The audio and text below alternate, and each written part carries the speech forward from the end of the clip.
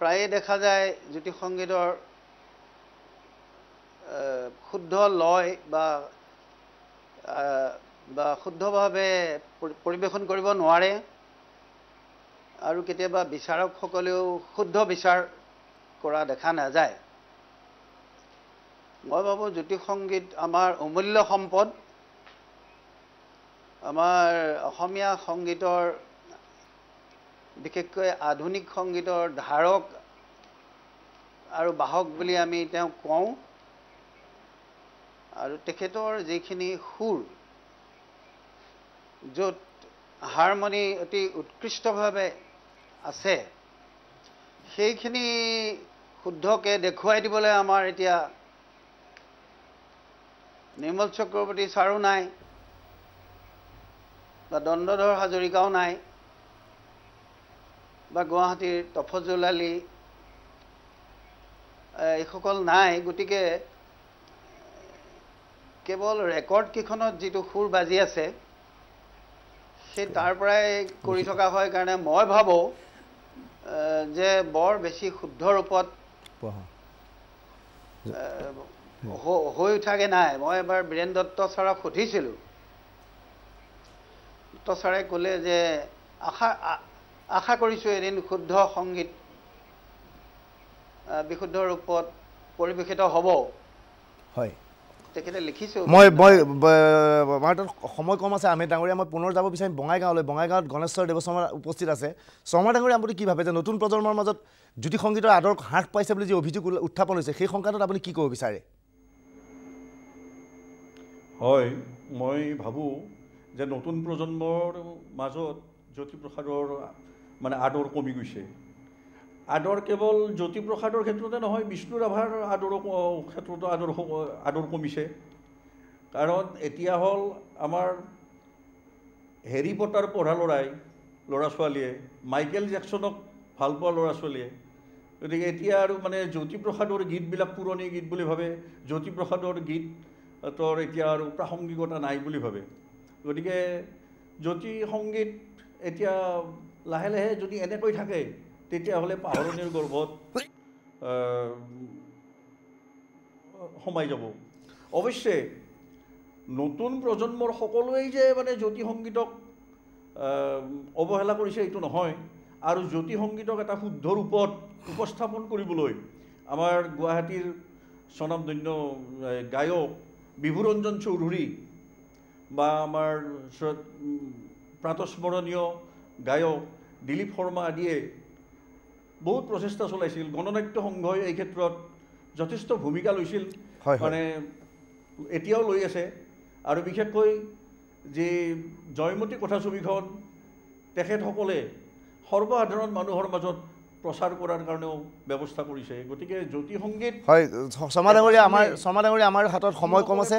শৰ্মা ডাঙৰীয়া আমাৰ হাতত সময় কম আছে আপোনালোক সংগলোকে নিউজ লাইভৰ বিশেষ অনুষ্ঠান অকথ্যত অংশগ্ৰহণ কৰাৰ বাবে ধন্যবাদ জ্ঞাপন কৰিলোঁ মই পুনৰ নৰেন পাটকীক সুধিব বিচাৰিছোঁ আমাৰ তাত অতি সময় কম যে কি যে আধুনিক জ্যোতি সংগীতক বা ৰূপকৰ জ্যোতিপ্ৰসাদ গীতক আমি নতুন ৰূপত যদি বজাৰলৈ উলিয়াওঁ তাত কিবা বাধা আছে নেকি নতুন ৰূপ মই সুৰ বিকৃত কৰাৰ কথা কোৱা নাই বুজিছোঁ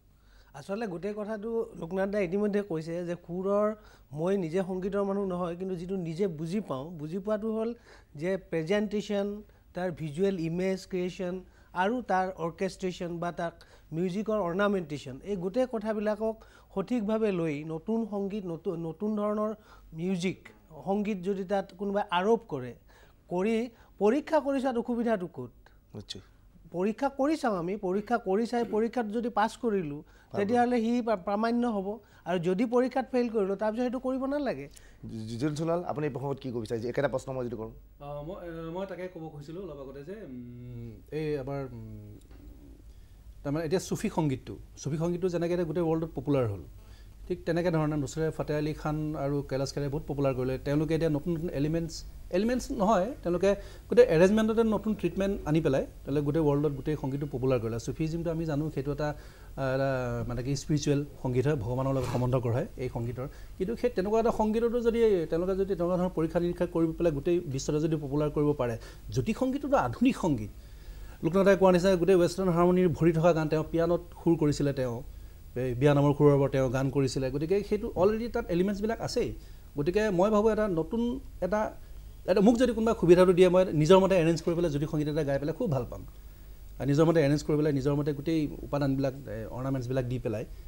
গাই বেছি ভাল পাম বা বেলেগকো গাই পেলাই বেছি ভাল পাম গতিকে সেইটো হোৱাটো উচিত বুলি ভাবোঁ মই লোকনাথ গোস্বামী ডাঙৰীয়া এনেধৰণৰ কিবা নিয়ম আছে নেকি যে জ্যোতি সংগীতৰ ঠিক আছে সুৰ এটা গীতটো গাবলৈ অনুমতিৰ প্ৰয়োজন এৰেঞ্জমেণ্টৰ ক্ষেত্ৰত কিবা অনুমতিৰ প্ৰয়োজন আছে নেকি বা আপুনি কি ভাবে যে নতুন ৰূপত এৰেঞ্জমেণ্ট কৰাটো প্ৰয়োজন এতিয়াতো আজিকালি কিবা লাগে জানে ৰিমেক বহুত কিবা কিবি আহিছে কিন্তু মোৰ খালি এটা সদায় প্ৰশ্ন হয় কৰিলোৱেই বাৰু বজাৰলৈ উলিয়াই দিলোৱেই বাৰু আমি কমাৰ্চিয়েল ভেলুটো পাম কিন্তু জ্যোতিপ্ৰসাদৰ গান কিন্তু অকল কমাৰ্চিয়েল ভেলুৰ কাৰণে তাত ছ'চিয়েল ভেলু এটা আছিলে সেইকাৰণে কৈছিলে চকুৰ পানীৰে লিখা গানবোৰ আলৈ আঠানি নকৰিবি জ্যোতিপ্ৰসাদ চকুৰ পানীৰে গান লিখিছিল এইটো যদি উপলব্ধি নকৰি কেৱল আমি নতুন ফৰ্মত বজাৰ দিওঁ কোনো আৰ্টিষ্ট ধনী হ'ব মাৰ্কেট চলিব কিন্তু আমাৰ দেশ জাতি মই এটা কথা ক'ব খুজিছোঁ যে অসমত আজি যে জাতি জনগোষ্ঠীৰ যিবিলাক কনফ্লিক্ট হৈছে এথনিক জ্যোতিপ্ৰসাদ সাধাৰণতে কৈছিল যে ময়ে খাচীয়া ময়ে জয়ন্তীয়া দফলা বৰকা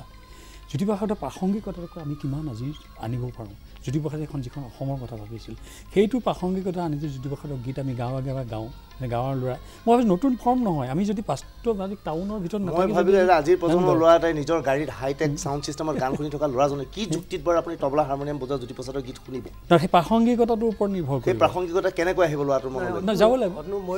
চিটুৱেশ্যনত যাব লাগিব এইটো কথা কৈছে মই এটা কথা কওঁ যে আজি ৰিমিক্স বা যি সেই ফৰ্মৰ কথা আমি আমি তেখেতে চকু পানীৰে গীত লিখিছিলে চকু পানীৰ লিখা গীতক সম্পূৰ্ণ মূল্য দি কোনোবাই যদি এই ধৰণৰ কাম কৰিব খোজে বা কৰিব পাৰে it will B A very good work যদি কৰিব পাৰে তাত আপত্তি কৰিবলগীয়া কথা নাই আৰু লোকনাথ দাৰ এটা প্ৰসংগ মই বাৰে কম বুলি আহিছিলোঁ আজিৰ সময়ৰ আটাইতকৈ যিটো ৰেলিভেণ্ট কথা প্ৰাসংগিক কথা সেইটো হ'ল যে ৰাজস্থানৰ পৰা এটা পৰিয়াল আহিছে হৰিবিলাস আগৰৱালা হৃদয়ানন্দ আগৰৱালা চন্দ্ৰকুমাৰ আগৰৱালা আনন্দ চন্দ্ৰ আগৰৱালা জ্যোতিপ্ৰসাদ আগৰৱালা এই গোটেইখিনি মানুহ যদি চাওঁ এটা ঠাইৰ পৰা আহি সম্পূৰ্ণ অন্য এটা জাতীয় মূলৰ শিপালৈকে সোমাই যোৱা এই যে কথাটো চন্দ্ৰকুমাৰ আগৰৱালাই জোনাকী উলিয়াইছে আনন্দ চন্দ্ৰ আগৰৱালাই অসমীয়ালৈ ট্ৰান্সলেট কৰিছে ইংৰাজীত হেৰি জ্যোতিপ্ৰসাদে ছবি কৰিছে নাটক কৰিছে এই যে গোটেই কথাটো বিয়া কৰাইছে হৃদয়ানন্দ আগৰৱালাই কিৰণময় বুলি শিৱসাগৰৰ ভূঞা ফেমিলিৰ এই যে গোটেই কথাটো যে নিজৰ মূলক পাহৰি পেলাই এটা নতুন মূলত নিজকে বিলীন কৰা এই যে আমাৰ জাতিৰ মাজত জনগোষ্ঠীৰ মাজত যে সংকট জ্যোতিপ্ৰসাদ আগৰৱালাই একমাত্ৰ প্ৰতীক তেওঁৰ পৰিয়ালটো একমাত্ৰ প্ৰতীক যিয়ে সকলোৰে আগত আমি দেখুৱাব পাৰোঁ যে এইজন মানুহ মাজতে কৈছোঁ দেই বিষ্ণুৰ গান এটা মই যে কাৰ্বি ভাষাত গাওঁ হে কাৰ্ডম পিনি কুৰু বৰবা ফান কাৰ্ডম নাংটেং নাং চৌৱাৰ দম নে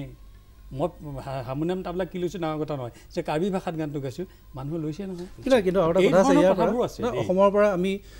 জ্যোতি সংগীত বা আমাৰ যিটো জ্যোতিপ্ৰসাদৰ গানৰ যিটো মানে মহিমা যিটো মাধুৰ্য এইটোতো বাহিৰলৈ অলপ নিবৰ কাৰণে আমি কিবা এটা আমি কৰিব লাগিব মানে এৰেঞ্জমেণ্ট মানে শব্দটো ইংৰাজী শব্দ হোৱাৰ কাৰণে বহুতে এনেকৈ ভাবিব পাৰে এৰেঞ্জমেণ্ট মানে একদম ড্ৰাম চামছ লৈ পেলাই কিবা বেলেগ এৰেঞ্জমেণ্ট মানে হ'ব পাৰে এনেকুৱা ধৰণৰ লণ্ডনৰ ৰেইন অৰ্কেষ্ট্ৰা যেনেকৈ এৰেঞ্জমেণ্ট হ'ব পাৰে আজিকালি বস্তুবিলাক হ'ল তেনেকুৱা ধৰণকে আমাৰ হাতত সময় কম আছে দেখা গৈছে যে আন নালাগে পাঞ্জাৱৰ ভাংৰা গীতক এতিয়া নতুন ৰূপত লোৱা হ'ল যে সমগ্ৰ বিশ্ববাসীয়ে শিকিলে ৰবীন্দ্ৰ সংগীত এতিয়া আগৰ ৰবীন্দ্ৰ সংগীত হৈ থকা নাই ৰবীন্দ্ৰ সংগীত প্ৰতি বছৰে নতুন ৰূপত ৰবীন্দ্ৰ সংগীত নতুন যিটো সোণোৱালে ক'লে নতুন ৰূপত নতুন এৰেঞ্জমেণ্টৰ জৰিয়তে ওলাই আহিছে বজাৰত বিক্ৰী হৈছে নতুন প্ৰজন্মই শিকিব পাৰিছে আমিও আশা কৰিছোঁ জ্যোতিপ্ৰসাদৰ গীতাৱলী কোনো ধৰণৰ সুৰৰ বিকৃত নকৰি অতি সুন্দৰ সংগীত ব্যৱস্থাপনাৰে যদিহে পুনৰ এনেধৰণৰ সংগীতৰ প্ৰচাৰ চলে মই ভাবোঁ পুনৰ সেই জ্যোতিপ্ৰসাদৰ নৱপ্ৰজন্মই কেতিয়াও নাপাহৰে আৰু জ্যোতিপ্ৰসাদ আমাৰ লগত সদায় থাকিব জ্যোতিপ্ৰসাদ আগৰৱালাক কোনেও পাহৰিব নোৱাৰে নতুন প্ৰজন্মৰ সৃষ্টি হ'ব কিন্তু জ্যোতিপ্ৰসাদ আগৰৱালাক কোনেও পাহৰিব নোৱাৰিব ইতিমধ্যে আমাৰ সময় হৈ গৈছে অকথ্যৰ এই অনুষ্ঠানৰ পৰা আমি বিদায় লৈছোঁ শুভৰাত্ৰি